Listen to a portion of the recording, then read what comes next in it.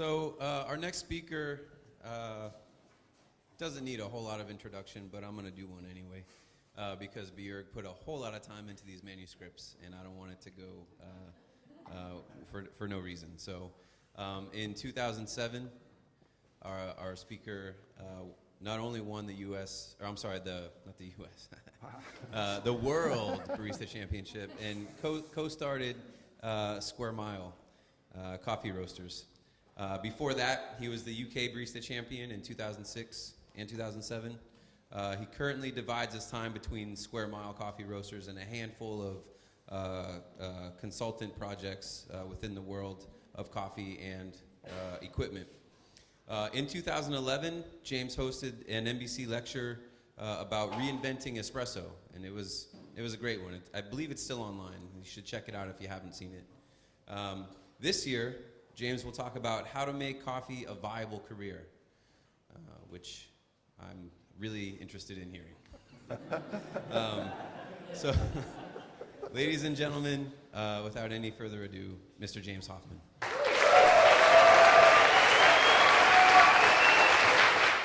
I love that.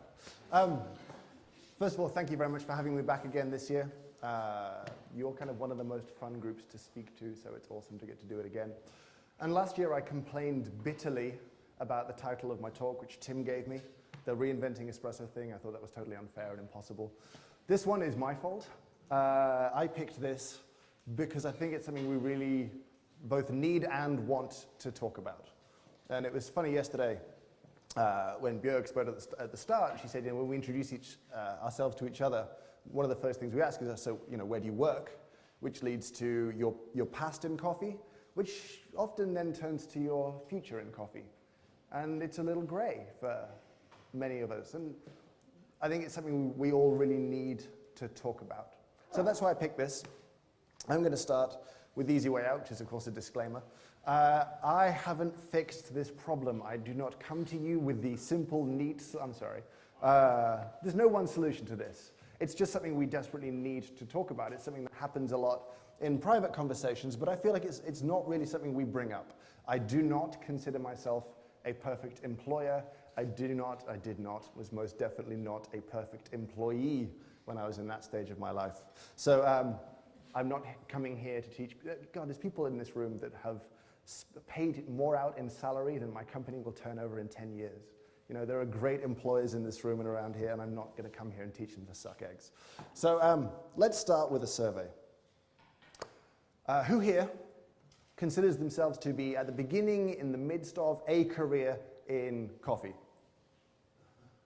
Excellent. It's okay if you're not, that's cool. Okay, follow-up question. Those of you that put your hands up, this is not to say that you haven't worked hard, but who felt like that being possible, well, there's a little bit of luck involved in that. There was a lucky break, there was a lucky moment. Yeah?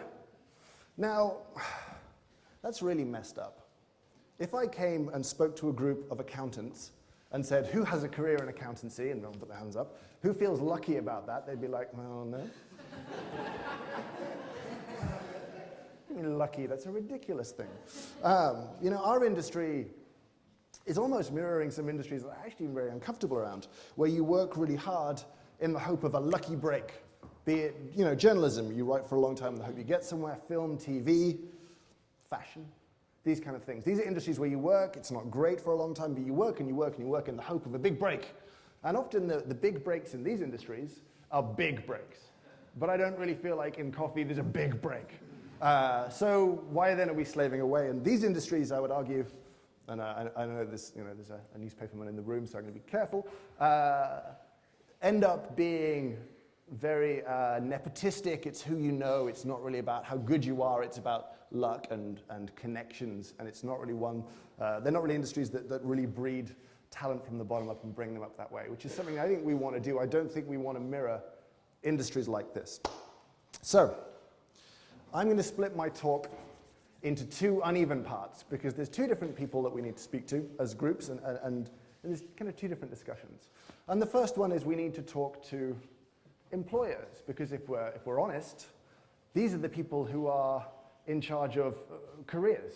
They hire, they fire, they promote, they guide, they give opportunity.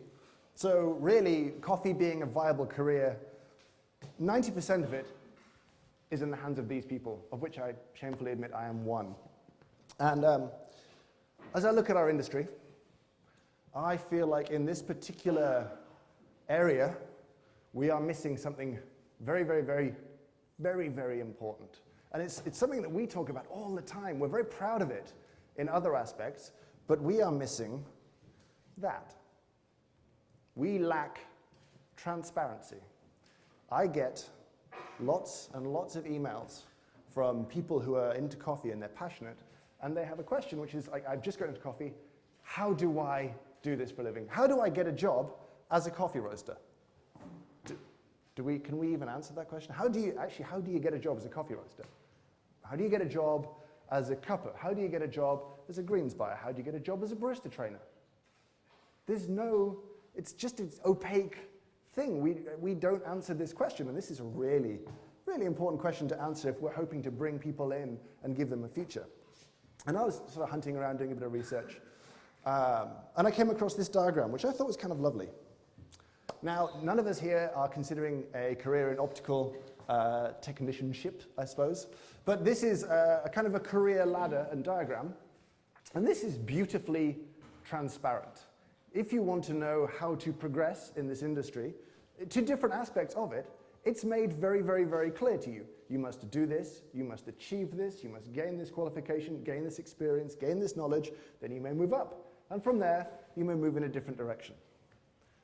Now, I really, and it's something I'm starting to do because I only found this recently, I should have this for my business. I should have this in a coffee roastery. I should be able to draw this diagram. I should be able to say, okay, this is where we start, and this is how you progress, and if you do this, if you get into tasting, then this is a few different ways you can go. If you can learn to taste, then maybe you can go across and develop tasting, and that's what you do. You go into QC, and that's your thing. Or maybe you go into tasting, but you splinter across into barista training, or just training generally. Or maybe you splinter across into roasting, but to get into roasting, you have to achieve this. And imagine how enjoyable it would work. Sorry, I have to interrupt there. I have to have 3 roast masters and all the teams out for the Nordic roaster competition, and we don't have them. It has to happen. I need Kapatad, St. Ali, and Fika Fika outside helping now. And the rest of the teams. They're already out there? Well, okay. And team members? Okay, sorry? All right, sorry. That's okay. No, I mean, totally. Just walk in anytime. It's fine. I was in no way in the middle of the flow. Opticians. No. Imagine you start work, you get a job at a roastery, for example, and on day 1, I give you that diagram. I can give you direction. I can give you a reason to, an answer to that question. Because that's the question we asked. We've all asked this question when we've worked bar or we've done something else. Like, why should I do this for another year? This sucks. Why should I do this one more year? What is my reason? Where am I going with this? And if I can give you an answer, and if you look at jobs like getting into law, when you get into working in a law practice, your first job there sucks. You work very long hours, you do very boring things, you don't get paid spectacularly well, but there's a very, very, very clear answer to that question. And I feel like that diagram, every business should be able to have one. Every business, be it a coffee bar, a coffee roasting company, a greens importer, exporter, anyone who takes people in and promotes them and recruits them, they should be able to say, this is how you progress. And you can set the bar as high as you want. That's your own thing. You can say, Joe, you have to work as a bar back for a whole year before you get on the machine. That's fine as long as you are transparent about that when I turn up and I get the job. If I find that out 9 months in, I might get angry. If I find that 1 month in, I might just walk out of the door. So this kind of transparency, I think, for me, is super, super, super important. And we naturally, as employers and people who, if you plan to be an employer, this is something you need to think about. We need to be open and honest and helpful around this stuff. Now, on that other diagram, you would have seen on each of the tiers there were these things. Now, is it fair to say that we have not really embraced qualifications as an industry? Yeah? Who has some qualifications in coffee of any sort? Few of us? All right. Qualifications, the value of qualifications actually has about 50% to do with a qualifying body, and the rest of it is actually down to an employer. If we decide they're important, then they're important. If we require them, then they're important. There's a number of different places that you can go and get qualifications. There's a bunch of different qualifications out there. Now I think, certainly I'm uncomfortable with certain qualifications out there that you get in return for money. If I turn up and give you a check and gain a qualification, it's a waste of time. Like that's just, it is a waste of time. I need, as an employer, I need someone to have a qualification that demonstrates competency and demonstrates skill. And in fact, if I'm truly, truly honest, and I might get into trouble here, but there's a benchmark for qualifications that exists out there, and of those, I think only one has succeeded so far, which would be the Coffee Quality Institute, because the Q is the only thing I've ever seen on a job advert. Must have Q. You know? The purpose of a qualification for two things: you must either hire you if you have a qualification, or if you have that qualification, I should pay you more. So in the context of, say, barista qualifications, if I'm advertising and you come in with a good qualification, I should pay you more because you have it. It's how it works in other industries, and it works pretty well. And it's, well, we're back to answering other questions, which is, why should I learn? Why should I learn? Why, as a barista, should I learn anything? Where's the incentive? Oh, I might find it interesting, but beyond that, and we have, let's just say, 99% of cups of coffee brewed in the world are bad. We agree? All right. 96, whatever, a lot, most, nearly all. And education and knowledge around the people making it is a massive missing piece of the puzzle.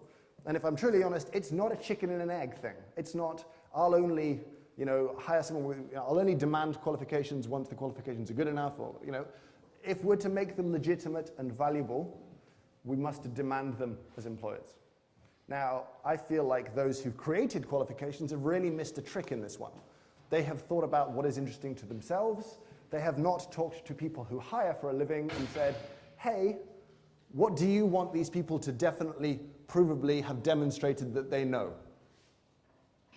That would be a much better way of creating qualifications. Let's do a basic barista where we go and talk to coffee bar owners around Europe, around the world, and say, hey, to someone to have a basic qualification, what should they be able to competently demonstrate? Cleaning a coffee machine, steaming milk, dialing in a grinder.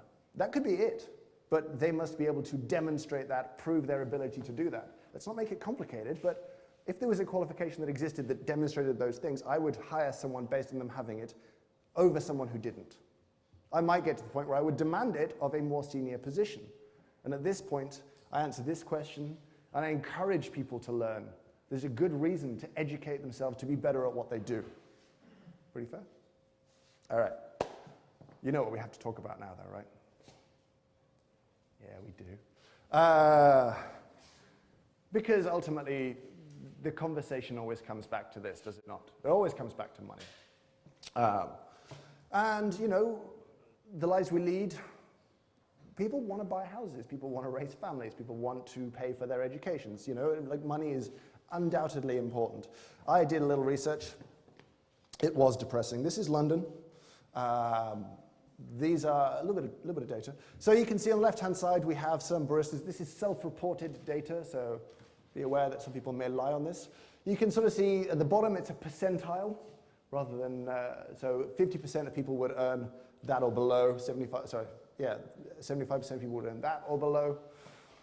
So not truly stunning, especially compared to the average in retail, let alone compared to the average in software development, the average in financial services, the average in IT.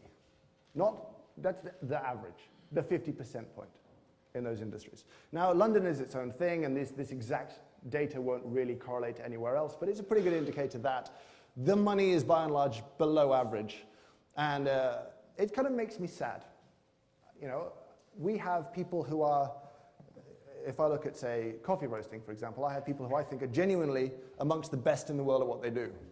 And in just about any other industry, to be amongst the best in the world at what you do, it might not be spectacularly lucrative, but it pays pretty good. It pays noticeably well.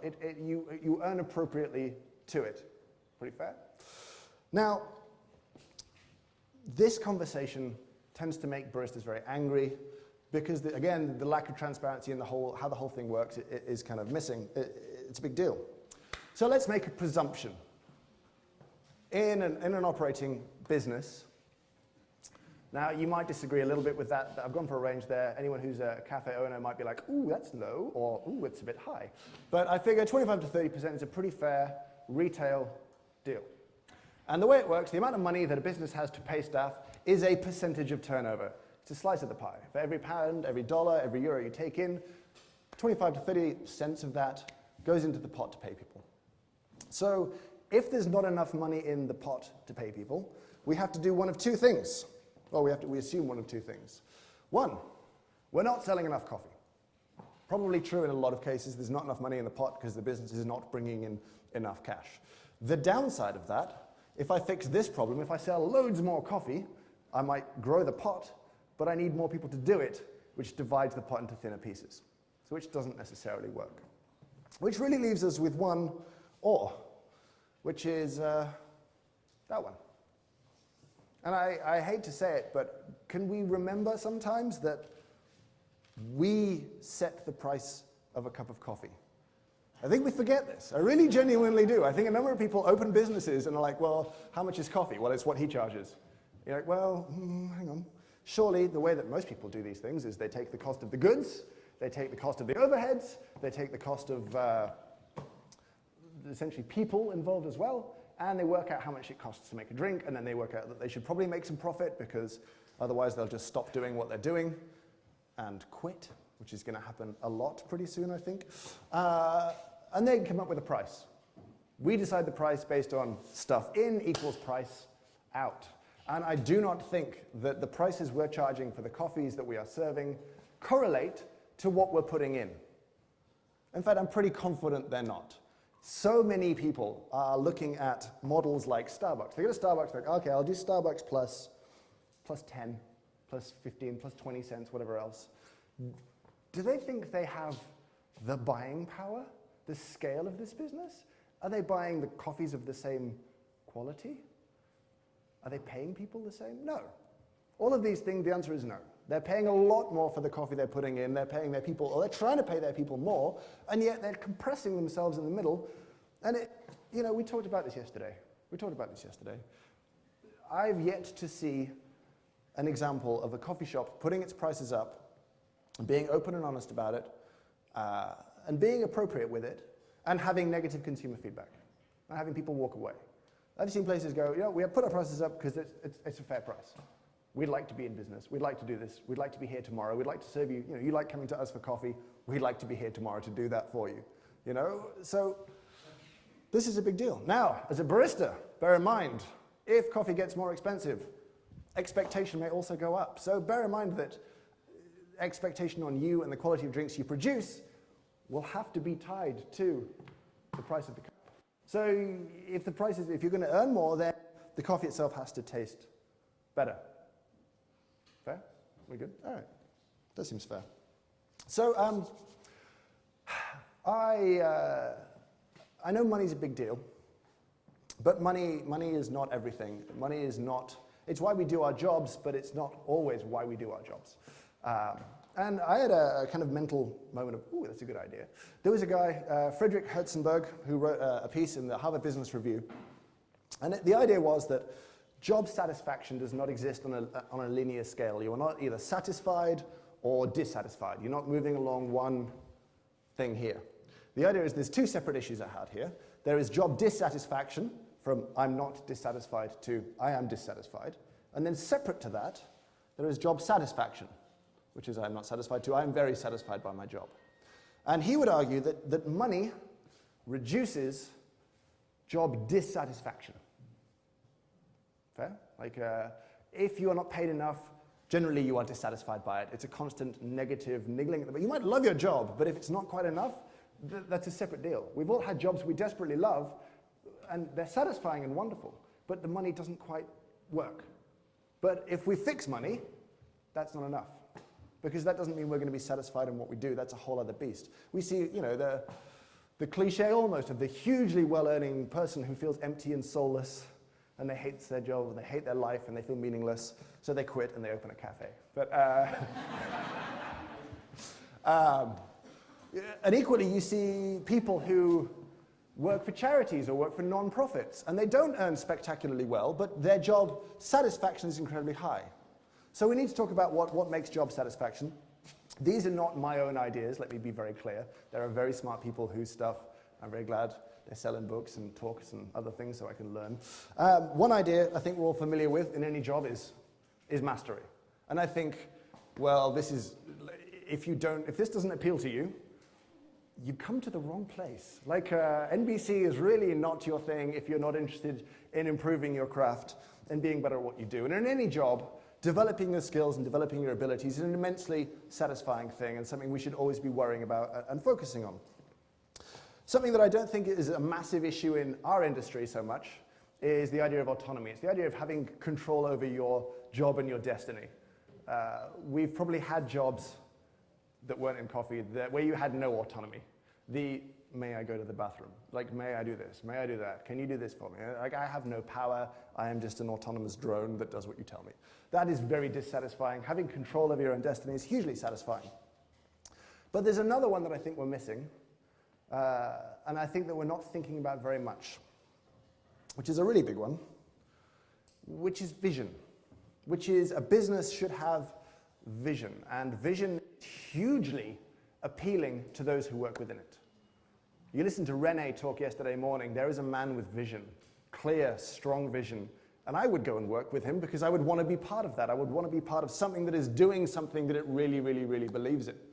And I look at our industry and I feel like all the vision is often around the coffee roasters. I think that's why people are drawn to that section of our industry, because there's strong vision amongst many coffee roasters. They're trying to achieve something, they're quite open about this, and you feel like you can get involved and be a part of it. And I feel like cafes rarely have vision. What are they trying to achieve? And if you ask a great deal of first-time entrepreneurs opening cafes, like, what are you trying to achieve?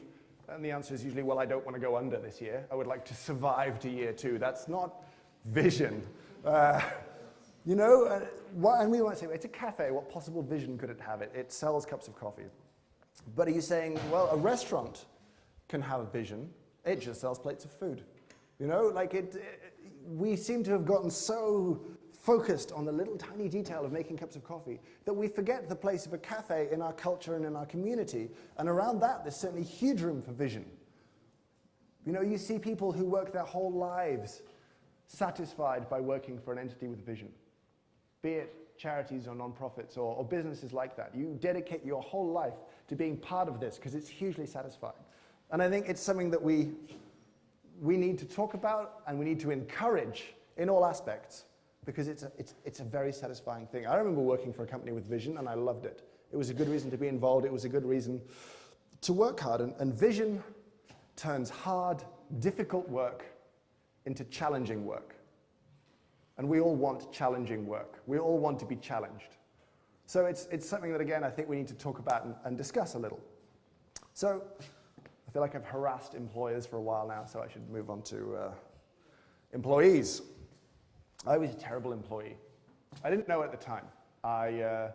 When I started my own business, the next time that I saw my old boss, the first words out of my mouth was, "I'm so sorry. I'm so sorry. I had no idea. I was awful." But we all make mistakes. It's fine. It's allowed. So you are a barista. You're passionate. You are starting off in coffee somewhere. What advice can I give? Well, I don't know how much I can give. I can tell you what mistakes I made. That's pretty much the easiest way. Success is dangerous because you don't know why you succeeded. You always know why you failed. So this stuff, very important. When I got into coffee, I got totally into books. No great surprise. I can see the shock on your faces. I own a lot of coffee books, and I read them, and I read the websites, and I read everything. And if I was honest, at the end of it all, I didn't really feel like I'd attained huge quantities of knowledge. I felt I'd attained huge quantities of trivia. I felt like I could go on a game show and talk about coffee and do very well, win a lot of money. But I didn't feel like at the end of reading Illy's The Science of Quality that I was going to make you a better shot of espresso. And I think sometimes we've come to value and almost promote trivia, answers. It's not knowledge, it's a different thing. Knowledge is, for me, the valuable knowledge is experiential. It's being here. It's, you know, what's the answer? Should I dry my coffee on a raised bed or on a patio?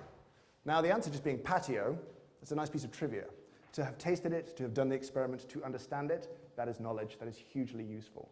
And I watch the internet, because we all do, and you see the conversations that go on, and you see people, you see baristas talking, and they just give me the answer. What's the answer? I just want to know the answer. I don't really care, I just want the answer. I want to have the answer so I can wear it like a badge and say, hey, I have the answer too.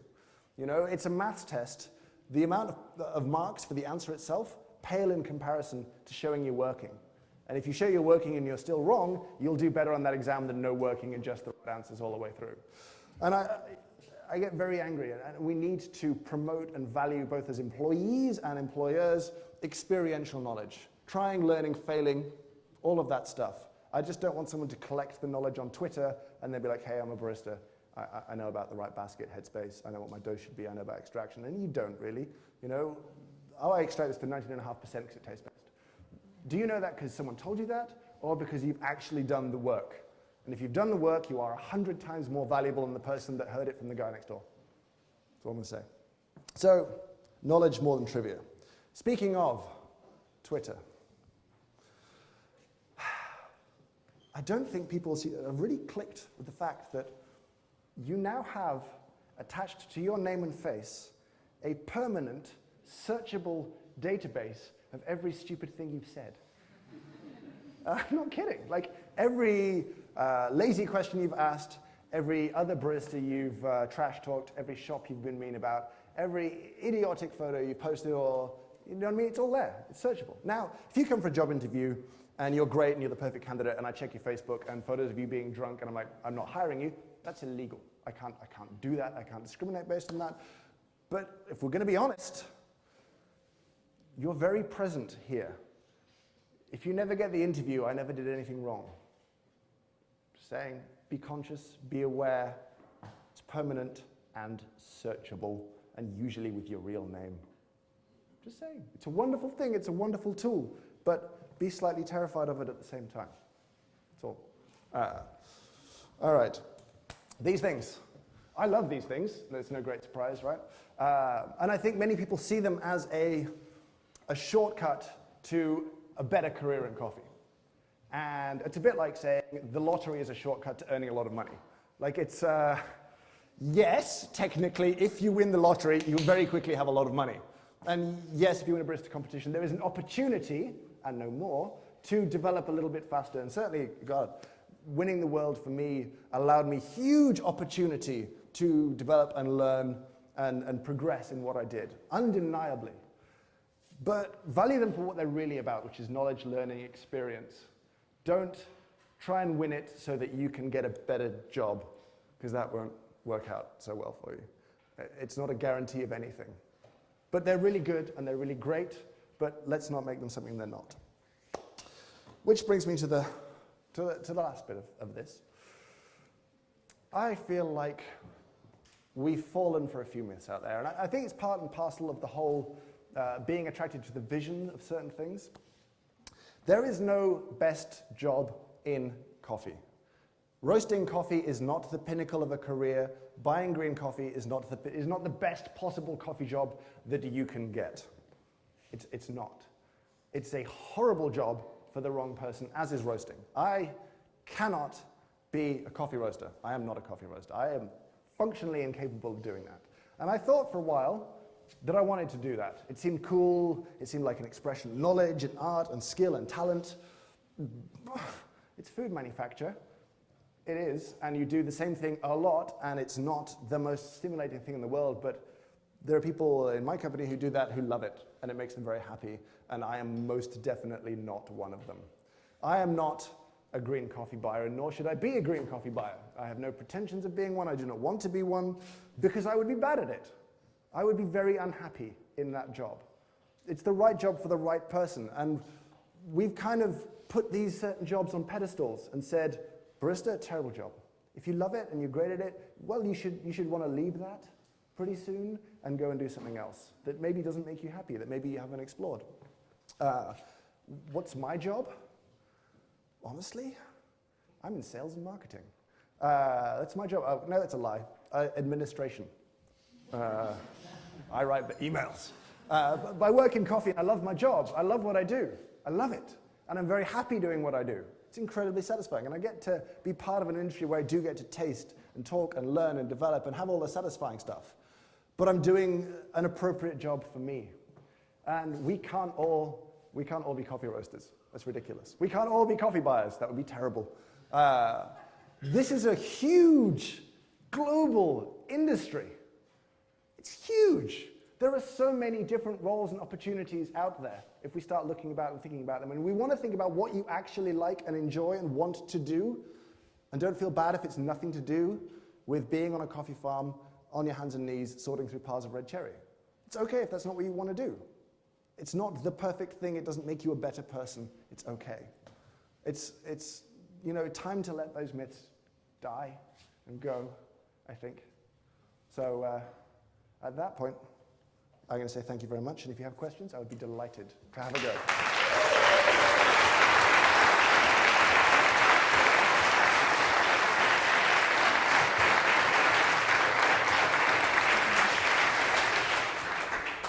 Thank you. Thank you, James. I'm going to turn it straight over for questions. Who has a question? First question. Oh, it's one. Because I can go, it's fine. I can. No, I can just sneak off. No. Hey, David.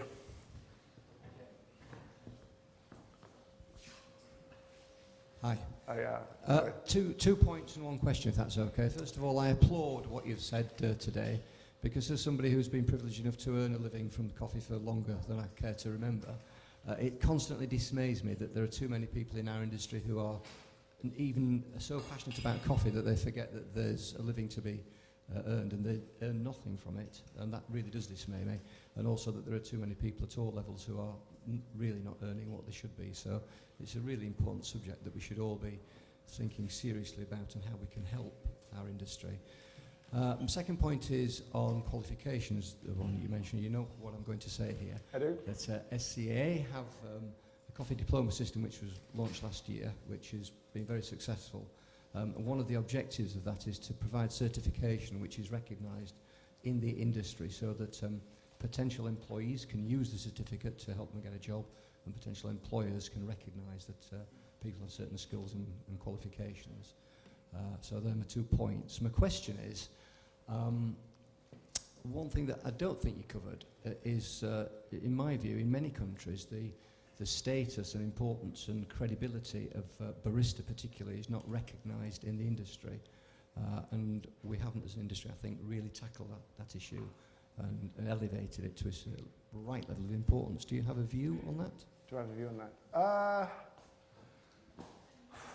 I'm going to go back to your second point really quickly.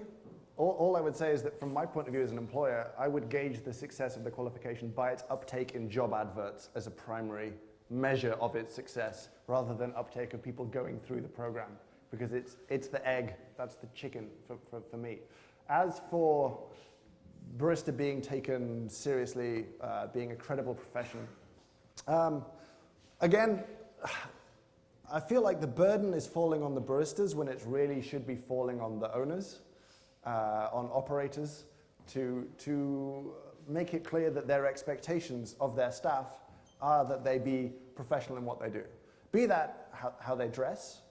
I'm not saying we all have to wear waistcoats and ties and pinstripe trousers or whatever else it's going to be. I'm actually totally into that, because I think how you dress gives a certain expectation to the customer that you encounter. I would be more into, I mean, if you look at, be it Intelligentsia or Tim Wendelboe, you walk in and they didn't just put on last night's t-shirt and whatever jeans, you know. And I'm all for it being a comfortable work environment, but at the same time, if you want a lot of respect, look at the waiting profession. The uniform, the garb, the way you present yourself is a huge part of that, and that decision does not really come down to baristas, that comes down to employers. So it's up to them to make it clear that it's a position that is valued in that business, and I think that's where it spreads from out to the rest of the industry. But unfortunately in this one, I feel like baristas are a little bit powerless to affect change. But I'm open to other suggestions on the topic from those out there. I'm just going to go to the back real quick.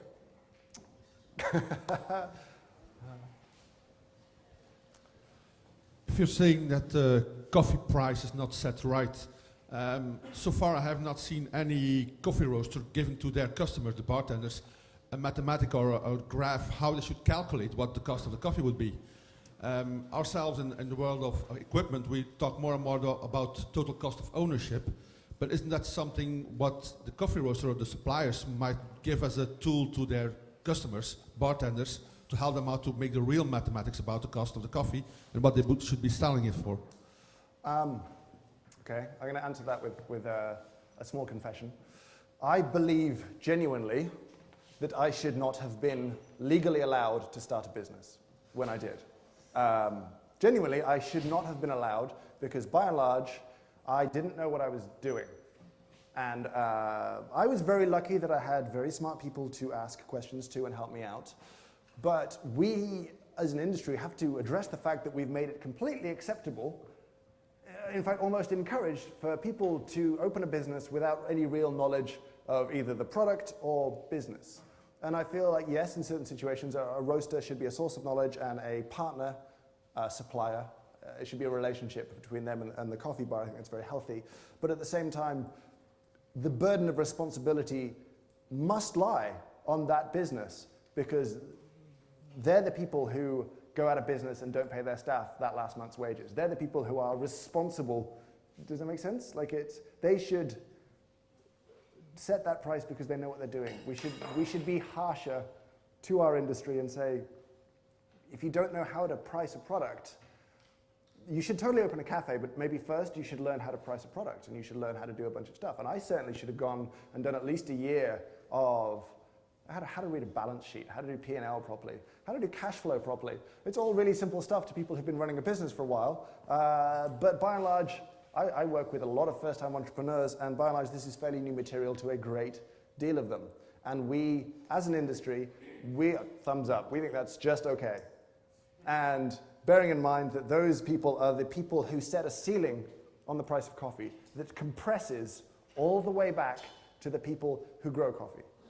Ultimately, that has to work. You know, everyone's margin has to work all the way back. So that ceiling really determines what's going on all the way back there. Despite the influence of the sea and other factors, that's where it is. So I feel like we really need to be a bit more open about asking for help when we need it, and we need more resources for help, I think. I don't really know where I should have gone for a year to learn about the functional finance side of running a retail food service hospitality operation. I don't know. Does anyone have an immediate answer? Go get an MBA. Huh? Go get an MBA. Go get an MBA. Yeah, it would be great if I go and get it. I still kind of want to go and get one still. But yeah, I think the roasters, yes, should help and offer advice. But roasters, the supplier's in a slightly compromised position because their financial success is, they need the person to buy the stuff. So I can't turn up and be like, you're pricing it wrong, you're stupid. Because you'd be like, well, I hate you, and I'm going to buy his coffee instead. So the relationship's slightly awkward. And again, I'm speaking from my own personal mistakes. I have done the stupid things so many times. And that's why I'm kind of angry at myself and worried about the wider industry from that perspective. Is that a fair answer? It got totally off topic, but we'll go. Is it a short one? It's a short one. Let's do a short one. I got one right here. Okay, we will come to you after Paul, I promise. Promise. Hello, James. Hello. Well done, thank you. Disclosure, I have recently taken the volunteer, non-paid position of chair of the SCAE Education Committee. And we are trying to move this certification thing forward. And one of our aims is make the certifications equal I will hire that person, right? So all I want to say is that people don't engage. They come to fora like this and they say, yes, prices are bad. Yes, content is bad, but they don't engage. So I invite people to email me what they would like, and I will include it. Your email address is? paul@marco.ie. paul@marco.ie. Thank you. That All right. that email will be on the website also. All right, there's a quick question down here. And again, can I just say that I did not, the disclaimer at the start still stands. I want this to generate discussion amongst us here. I am not trying to tell people what is right and wrong. James, Yes, you said you made stupid mistakes. yes. But, I don't agree with you on that, because part of your enthusiasm and drive, and even walking on the beach when there was no footprints for you to follow, is why you're up there speaking. So, there's an element of, there's not always going to be the ability to plan or strategise, but, it needs to be intuition and well thought out. But at some point, to actually make a difference, you have to take a risk. And you can get mentor support and everything else, but things that you didn't know, you went and seeked. You found people to mentor you, and you put the effort into with your vision, plus, what you call running while you're trying to work it out. There's plenty of resources around, and part of it is up to the individual, because you say you've made mistakes, but there is hence the answer to why you're standing there and talking to everyone. You took a chance. I'm very pro-risk. I am, you know what I mean? I come from, my family is fairly entrepreneurial, and that's why I was lucky to be able to go back to that kind of a non-traditional resource as someone who's built a bunch of businesses and done it well. But at the same time, I look at the health of our industry, and I look at how reliant we are on a certain section of its financial health, and it's not healthy, and that's a huge concern, and so we have to talk about it. I think we have to talk about it. I think we should talk about it a little bit more, and that's really what I want to talk about, and make it okay to say I made a mistake. I got our pricing wrong at the start. I got our pricing wrong at the start, and I got our cash flow wrong a few times, and I did a lot of the stupid stuff, because you do. But just a little bit more openness around that sort of stuff because running a business is who here runs a business? All right, being here is lovely, because running a business is lonely as hell. And being in a room with other people who do the same thing is a beautiful thing and should be embraced at all costs. And that's why this kind of event is so important. Because it'll be that one little conversation between two coffee bar operators who have that little discussion and share that little thing that makes a huge difference to both of them. So creating forums like this, I think, are absolutely vital. But also, we're starting to set the bar high on aspects of our business. And I think that bar should be high across the board. Okay, yes, sir. Because you talked about that ceiling that determines how much, kind of to use trickle-down economics, how much goes down. I mean, how much is actually being, put in the hands of the farmer. As a really small business owner who's trying to push the price that customers are willing to pay for a cup of coffee, and in Berlin right now, that is $2.50 for a single shot cappuccino, which brings, €3 would bring people into the streets. I assume. Yeah, I'm pretty sure. Have we tested this? In Germany, we're pretty high GDP, but they all spend it on Mercedes. Never mind. My question is, what do you think of a range of prices, starting with a cheap coffee, going up to the €5 cup for a great Kenyan coffee, for example? I kind of actually more agree with what Doug said yesterday, which is if you're going to go in, you're going to go all in. You'd be slightly suspicious of a restaurant that did stellar, amazing stuff, but also there was like a super cheap option as well. You'd be like, why? And again, I think the problem we have in many ways is that to them, €2.50 is fine, €3 is too much, because they perceive the €3 product and experience to be the same as the €2 to €2.50 product and experience. And that's where we make the gains, because often the coffee is already pretty good. You know what I mean? Like we're people here who are serving really, really great coffee, and it's now just making people walk into the business and go, okay, this is not the place that does the €2 coffee. This is the place that does the €3 coffee. I like it because everything is better here. The service is better here. The environment is better here. I enjoy being here more. The product is better. And it's a different entity, a different model, a different experience that's available. And you won't get the same volume. But, you know, it's back to, here's an idea. The better a restaurant is, the less often they see you. And we work with the idea that to be successful, you must come all the time, every day. You must come twice a day, every day. Now, if you had a friend who ate at the same place every single day, you would likely stage an intervention. You would be like, it's good, it's very good. But have you seen, there's actually a little bit more out there. And the fact that in coffee, we maybe can't say that yet. Maybe we just have the one thing, but you know, it's restaurants somehow survive on the idea that, like, Noma. People who go to Noma may go once in their entire life. One time, their entire life. And yet that is a successful business, I hope. He was a little up and down on that. But, you know, those kind of restaurants, it's great. That you don't go every week, you don't go every month. You maybe go once a year, maybe you don't, you go your whole life. But the model works on the fact that you don't see everyone all the time. We work on the fact that I must see you hundreds of times a year to take a tiny slice of your money, to do a little thing, and we just do that, and we're tired. You know, there has to be other options. We have to start dreaming them up and trying them out and taking some risk. I will come back to you as long as there's no other questions, because I want to make sure everyone gets a question. I want to just have you expand, because you use the word model. Yes. And then you use the word models. And yes. I really want to talk about models, plural, and really get us thinking about the differences inside of our very small segment of a very large industry. Yes. Can you talk more about models? Models. This wasn't in the brief. This was talk more about models. Because there are definite differences amongst the cafes that the people in this room have. Yes.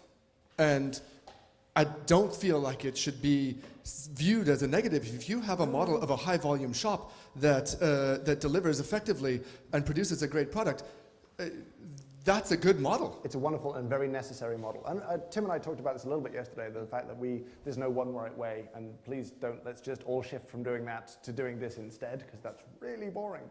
But yeah, I think this, you know, the way I see it, we talked about vision. If someone opens a cafe, I want them to decide the one thing that truly, truly matters to them. And that will be different to each and every person. And I want them to use that to inform every other decision in the business. As in, what really, really, really, really, really matters to me is that I brew everything by the cup. Like, I just want to have a personal experience with every single person that comes through. Well, that decides price, that decides location, that decides size, that decides fit out, that decides whether you pay before or after the, why do we always take the money at the start and hope for tips? That seems insane to me. But, I think you can take the one thing and use it to build a model from. And we all have different things that we're truly passionate about that could spin off into many different things, I think. But there was a question up the front here. How are we doing for time? We've got 2 minutes. 2 minutes. 2 minutes. No, it was a question about, Doug also talked about it yesterday, about the role of the barista and being engaging and for me, at some point, that seems like we need so much formation that person is so key of how they interpreted the signals, the people, how they greet them, the knowledge. And when Tim was talking about the green coffee, and now we're going back to the producer, maybe if I was a coffee shop owner and I'm buying your coffee, I should know the coffee's okay, our machines are okay, and we're dropping the fuss from the third wave. I need to focus more on the person, on the barista. So should I focus more on, like, percentage-wise, the coffee's okay. Now 60% of my time has to go into building that person, education of the barista, because of what I hear from a lot of the lectures about the new ways we should do shop. The barista needs, as a person, a human knowledge. We're asking for them to be not just knowledgeable in coffee, but have a whole human relationship. How do you see that? I mean, would you recommend somebody The coffee's good. The machines are good. Forget about it. We're going to do people training now. People training? I had a conversation last night along the lines of how much people training can we do? And I think you can do a great deal in terms of information and their appropriateness. There was some disagreement last night over whether everyone can be trained in human interaction. And there's no real firm decision. There was quite a strong, I probably agree, honestly, not everyone functionally can run through the questions in their head of when a customer walks in, good mood, bad mood, quiet, talkative, interested, not. Those 3 questions I can get from your first sentence, you know what I mean, like that first interaction. And I can train someone to say, every time someone walks in, those 3 things, ask them in your head, have an answer. Like that you can do kind of a functional, empathy-based training that way, and that really decides where you go on from there. But I think some people are just not wired and ultimately may end up, that's the wrong role for them there. But I don't know, I think we're very, very early days on trying to understand training this. I think we should look to the wider hospitality industry who've been doing this for a long time. And they surely have structure, courses. Why aren't we sending baristas through those? Why aren't we using what's already in place? I think that's a resource that's available and valuable, that even if it has nothing directly to do with making coffee, how to wait tables properly, beautifully, would be a fascinating and useful training course for someone who makes coffee all day. That would be hugely informative and valuable. So I think we need to draw on other resources and pull them in a little bit more, for my money. But it's time. Thank you so much. All right, thank you. Thanks, guys.